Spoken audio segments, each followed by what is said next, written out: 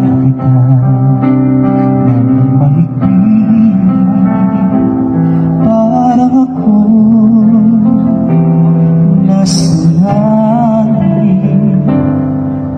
Ngunit ito ang panaginip lamang, pagkat ang puso ko'y mukhang labis mong nasaktan.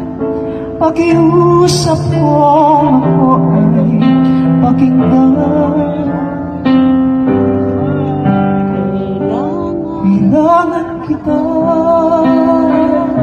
ngayon at kailanman. Kailangan mong malaman na ikaw lamang ang tunay kong minamahal.